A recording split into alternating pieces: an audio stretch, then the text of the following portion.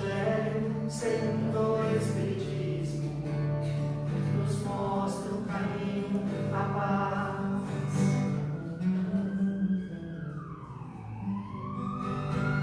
Prometa a vós mesmo, eu vou melhorar.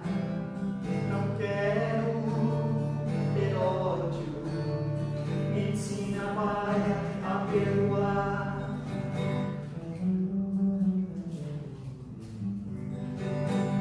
Leve o pensamento a Deus, viva sem amor, pratique a caridade que Jesus nos ensinou.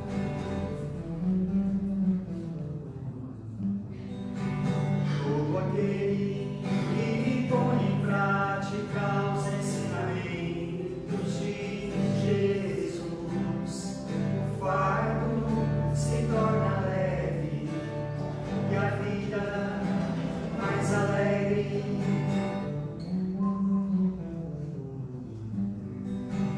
Fiquem todos com Deus, a vida vai melhorar.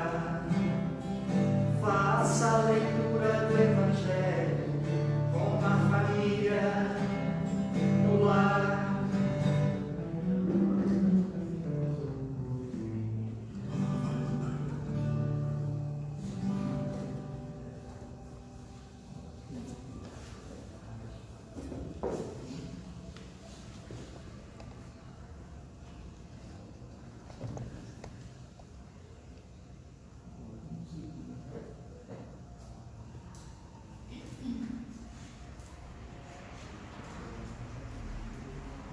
Pessoal, muito boa noite a todos e a todas. Boa noite.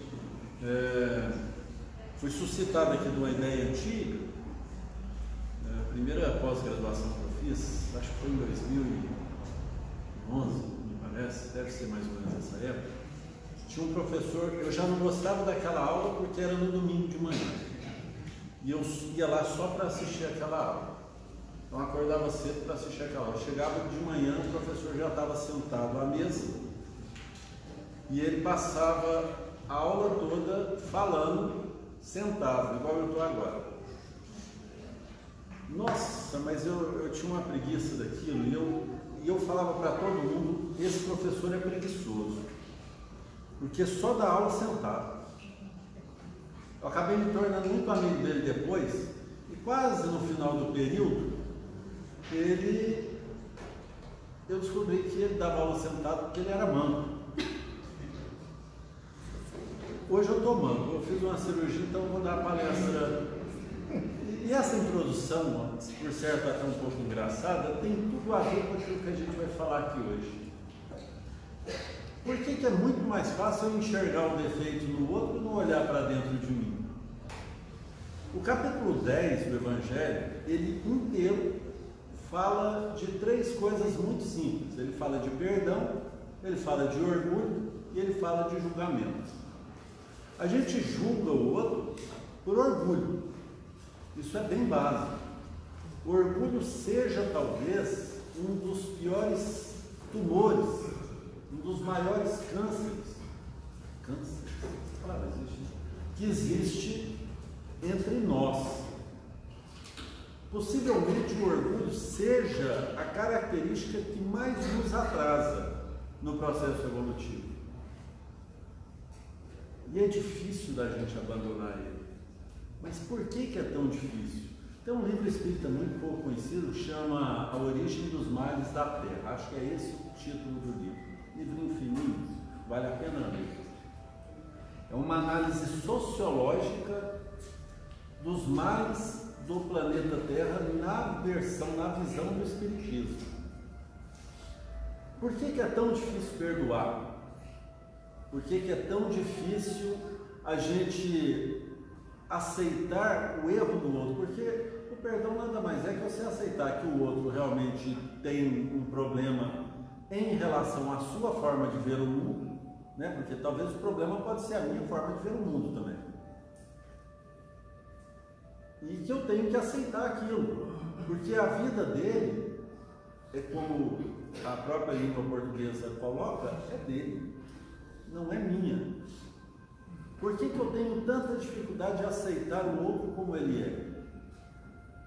Uma vez, em uma reunião espírita, em que estava presente o Haroldo Dutra, um missionário, um dos missionários da luz, ali apareceu e proferiu algumas palavras, né, de luz.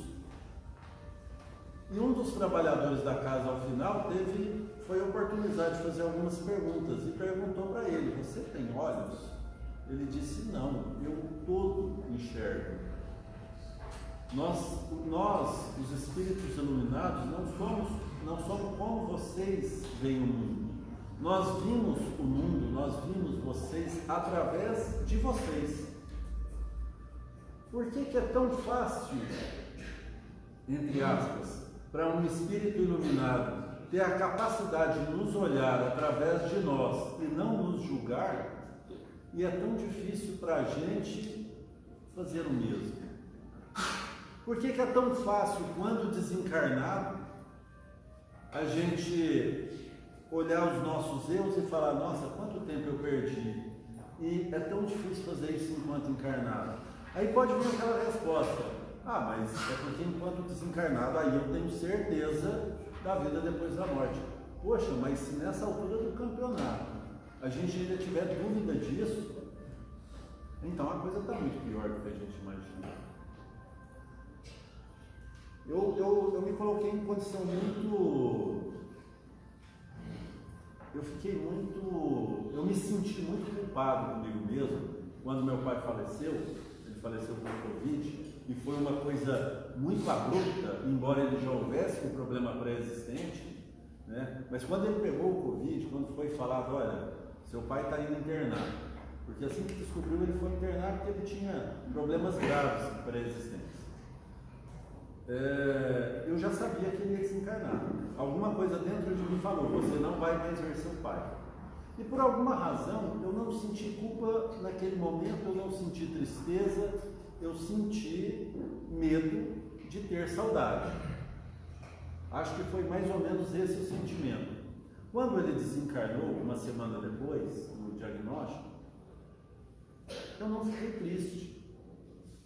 Alguma coisa dentro de mim gerou uma culpa por causa desse sentimento, mas eu não fiquei triste por causa do tamanho da certeza que eu tenho que ele veio, cumpriu a missão e se desligou, né? Um prisioneiro numa cela, ele não tem que ficar lá mais do que o tempo que ele foi determinado pelo juiz, porque ele cumpriu aquilo que ele tinha que cumprir. Karmicamente ele cumpriu? Isso só Deus sabe. Isso é a consciência dele e Deus. Do resto, ele cumpriu o tempo que ele tinha que cumprir e saiu. Esse processo encarnatório para cada um de nós é isso: é estarmos aqui, cumprirmos o tempo que temos que cumprir, tentarmos cumprir da melhor maneira possível, cuidarmos da nossa máquina material que conduz o corpo espiritual, para termos tempo de fazer tudo que temos que fazer, e depois sair, vazar, dar linha na pipa, ir embora para o plano espiritual. E nós temos que ter essa certeza do plano espiritual, porque a ausência dessa certeza, ou a dúvida, Chico dizia que a dúvida é falta de fé, né? Então, a ausência dessa certeza nos arrasta para o material, nos leva para o materialismo. E muitas das vezes, como o próprio Kardec colocava, né? Às vezes os espíritos inferiores, aliás, às vezes os espíritos, não só os inferiores, mas às vezes eles nos conduzem. Muitas das vezes, esse arrastamento para o materialismo, ele é muito mais algo te suscitando externamente do que uma vontade própria sua ou minha.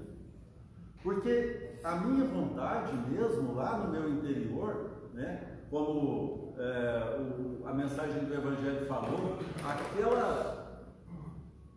aquela lembrança, aquela vaga lembrança, aquela inspiração que nós temos lá no fundo da nossa alma, plantadinha lá desde os primórdios do tempo, indicando que existe um ser superior que nos conduz, aquilo basta para que nós evoluemos, para que nós passamos por todo o processo que precisamos passar até chegar no ponto de luz, de iluminação, né? Aquilo basta. A inspiração divina dentro de nós, ela nunca, em momento algum, será menor do que espíritos inferiores suscitando ideias materialistas na nossa cabeça. Ela nunca foi menor quando nós éramos primitivos e ela não é agora que estamos passando por mais um momento transitório. Então, se ela não é menor, por que eu tenho tanta dificuldade de abandonar aqueles sentimentos como o orgulho, a vaidade,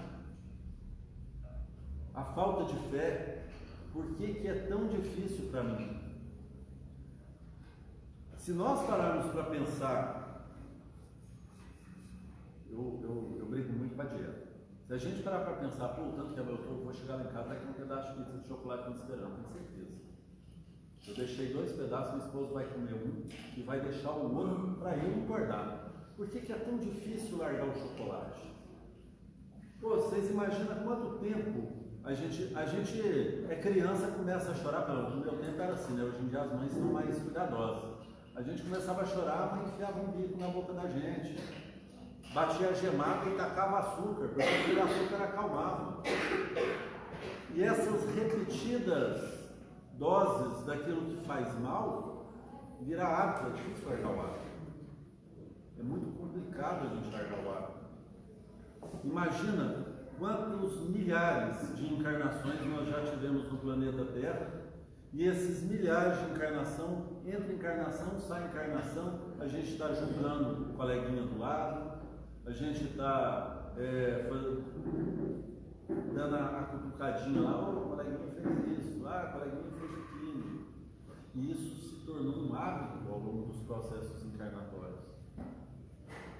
Assim como é difícil abandonar o doce, é difícil abandonar a fofoca, é difícil abandonar o julgamento.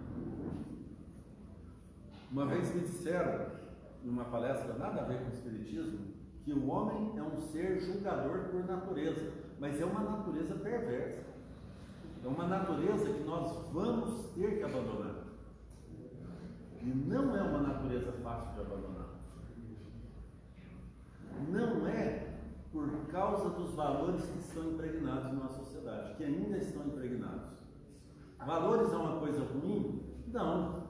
Valor não é uma coisa ruim, valor é uma coisa ótima. Mas é ruim o modo como a gente conduz os valores quando a gente acha que os nossos são mais importantes que os do outro. Né? Ontem foi um dia de discussões aí em função daquelas questões relacionadas ao LGBTQIAP, agora já tem um N+. Gente, que é uma discussão mais difícil de ter do que aquilo, do que falar de gênero, falar de sexo, e principalmente quando vai relacionar isso, por exemplo, no ensino, né, no ensino fundamental e médio, né, é uma coisa difícil de argumentar, difícil de falar, mas é uma coisa que tem que ser falada. E é uma coisa que a gente tem que fazer acontecer sem colocar os nossos valores, o nosso orgulho, tentar trabalhar de modo impessoal, tentar trabalhar observando o outro com o olhar do outro. Poxa, mas ele pensa dessa forma, mas por que ele pensa dessa forma? Qual que é a razão? Qual foi a vivência que ele teve para chegar nisso? Né? Por que ele quer tanto? Assim acontece também quando a gente fala sobre a questão envolvendo as diferenças raças. Por que é tão difícil a gente compreender essas situações? No final das contas, quando a gente desencarna e vai para o plano espiritual, espírito não tem sexo, Espírito não tem gênero, espírito não tem cor. Bom, tem tonalidades, né? Dependendo da faixa vibratória, tem tonalidades, sim. Mas espírito não tem esse preconceito que nós temos concebido. E o preconceito é exatamente isso, é uma pré-forma que eu tenho de observar o outro, porque eu acho que a forma como eu fui criada é a forma correta. Ontem, jantando com a minha esposa, comendo pizza de chocolate, sobrou para hoje. Ontem, jantando com a minha esposa, eu falei assim, nossa, que tocou uma música na televisão, a gente estava no YouTube, eu falei assim, nossa, meu pai adorava essa música. E aí eu falei, foi o melhor pai do mundo. Na hora que eu falei, veio aquela ideiazinha mental assim, porque era o seu, porque eu aposto que ela está pensando que é o dela, o melhor do mundo. E aí eu lembrei da fala de um amigo, um diálogo que eu tive há muitos anos atrás, lá em 2006, eu estava pescando um amigo falando de uma criança que a gente conhecia, que o pai tinha algumas complicações morais, mas aquele menino amava aquele pai. E a gente estava falando sobre esse assunto, e esse assunto veio na minha mente na hora. E esse amigo falou assim, pois é, Marcelo, mas é pai. E ele pode ser ruim no tanto que for, ele usou até uma outra expressão bem mais baixa, sempre será o pai. Aí a gente pega um diálogo lá de Cristo. Vamos agora comparar com um espírito iluminado, né? Vamos comparar com a cristandade. A gente pega um diálogo de Cristo, em que ele chega em uma determinada casa, e alguém chega para Cristo e fala assim, seu pai e seus irmãos estão lá fora. E ele fala, mas quem são meus pais? Quem é minha mãe e quem são meus irmãos? O que Cristo fazia naquele momento? Tratava a situação com impessoalidade. Tratava a pessoa que trouxe a mensagem como irmão, tal qual os irmãos que estavam lá fora. Uma outra percepção de Cristo, e eu falo dessa de vez em quando, que eu acho muito legal, é quando eles chegam com a mulher supostamente adúltera, dizem que ela era adúltera, né, como diria os advogados, e fala, essa mulher foi pega em flagrante adultério. A lei manda apedrejá-la, testando Cristo para saber se ele ia contra a lei, né, ele ia contra a lei, ele ia virar os romanos contra os judeus, ou seria a favor da lei e era pego no não matarás, que ele tanto falava. Então o que ele disse? Nada, ele ficou calado. A primeira reação dele foi se calar, ele abaixou e começou a rabiscar um joguinho da velha ali na areia. E ainda assim eles tentaram ele de novo. A lei manda apedrejar, o que faremos? Ele disse, atire a primeira pedra que nunca pecou. Ele não julgou a mulher, em momento algum ele julgou. Ele não julgou os que queriam apedrejá-lo, estavam sedentos de sangue, em momento algum ele julgou. Ele só falou, quem não tiver pecado, taca a pedra. As pessoas não jogaram a pedra. Então é muito complexo, ainda hoje para nós, ficarmos julgando os outros. Um dia nós não julgaremos mais. Esses arrastamentos que a gente cria em alguns de nós tanta vergonha no pós-desencarne, né, o pós-morte, mas tanta vergonha que nós nos prendemos nas ondas umbralistas em função dessas questões. A gente fica com tanta vergonha de olhar para nós mesmos diante das falhas cometidas aqui, falhas que às vezes para nós, na lei do homem, não implica em nada, mas a gente fica tão envergonhado que a gente se prende às ondas umbralistas. Eu não admito que eu possa ir para o céu, né? Nossa, eu cometi. E o grande problema nosso, quando a gente desencarna, não é olhar os erros que cometemos, é olhar o pinto que perdemos. Né? Chico dizia, não basta não fazer o mal, tem que usar o tempo para fazer o bem. Grande parte dos males que a gente cumpre nesse processo encarnatório presente, nossos processos encarnatórios presentes, se dão por karmas do próprio processo encarnatório.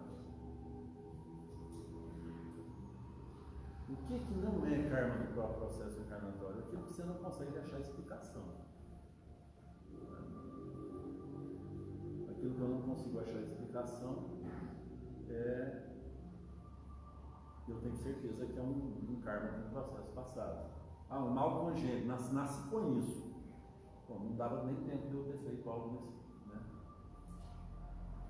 Então não basta não fazer o mal. A brincadeira no Instagram não é um bem feito, né? Apesar que traz risadas, mas é um mal. Né? A Ana puxou minha orelhinha hoje, brincou comigo.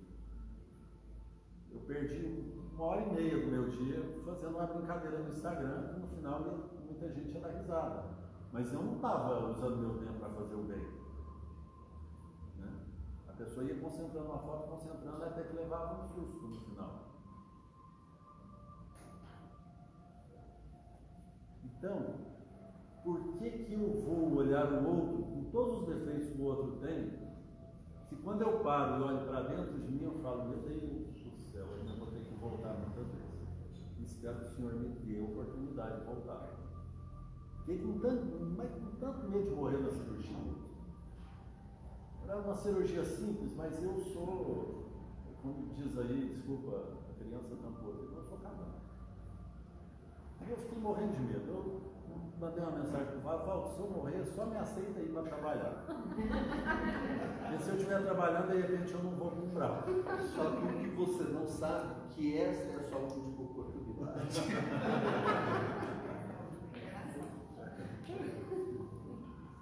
Então é complicado. Porque quando a gente passa os apuros, a gente percebe.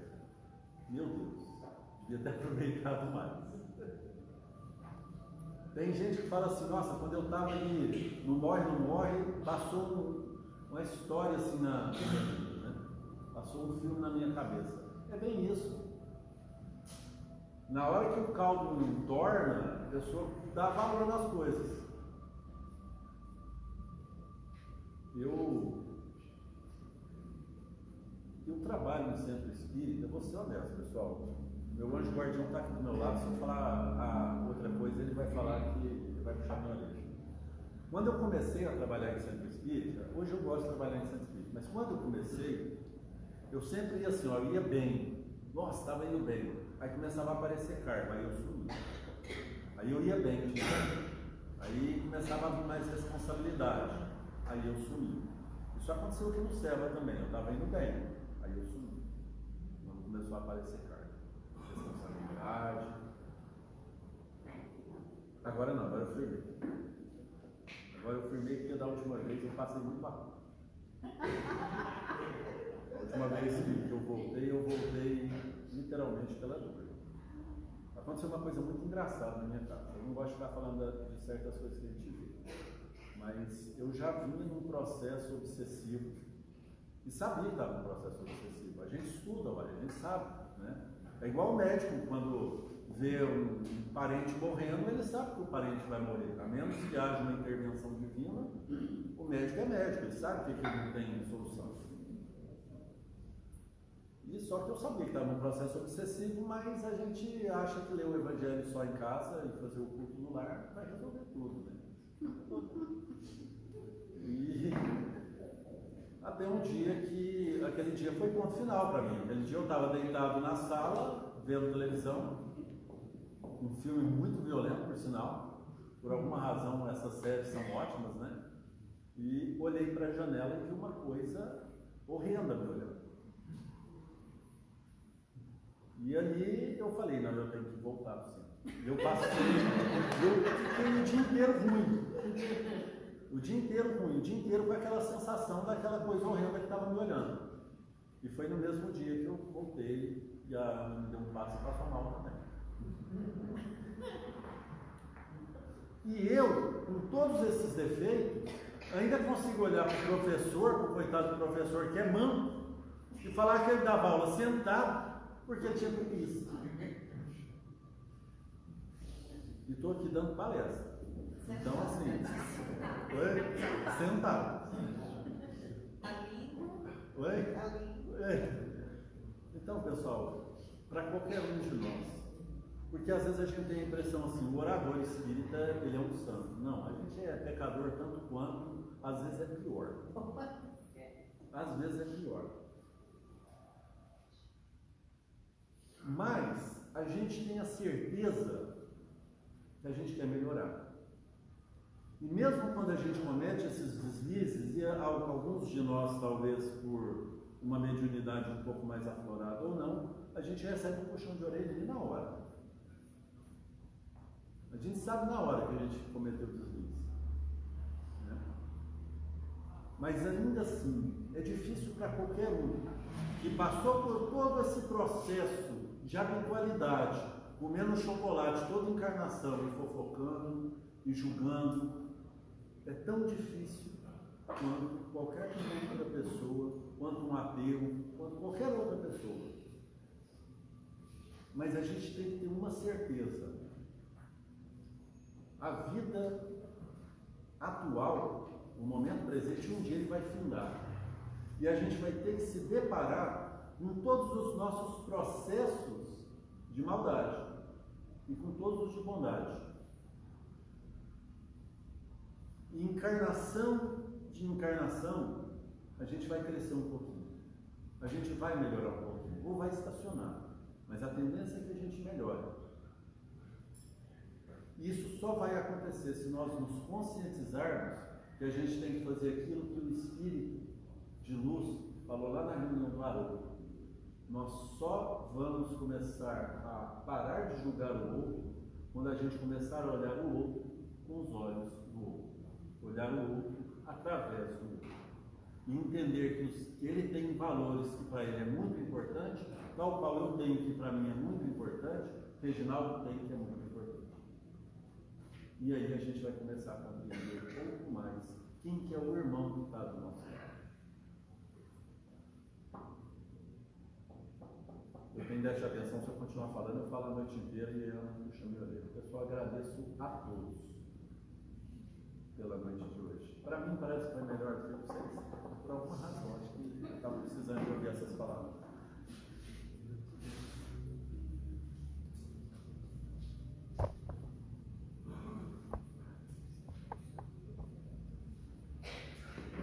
Gostaria de novamente agradecer ao nosso irmão Marcelo, que nos trouxe a luz do aprendizado. Lembramos de um fato, certa vez, com crianças, a gente observa o semelhante dele. E às vezes a gente fala alguma coisa e não deve. Aí minha mãe me falou: olha, quando você for falar mal de alguém, você morde a sua língua.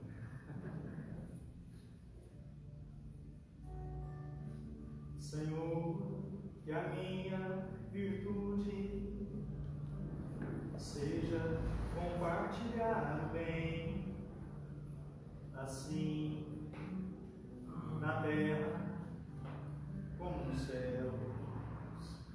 Amém.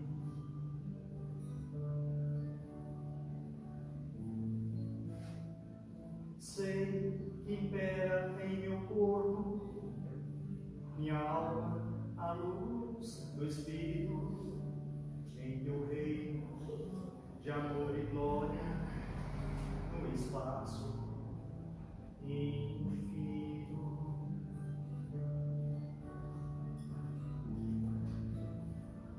Faça do meu livre-arbítrio um instrumento da vossa santidade, na luz da fé, do amor e da caridade, seguindo os ensinamentos do Mestre amado, Jesus. Amai-vos uns aos outros e a Deus acima de tudo.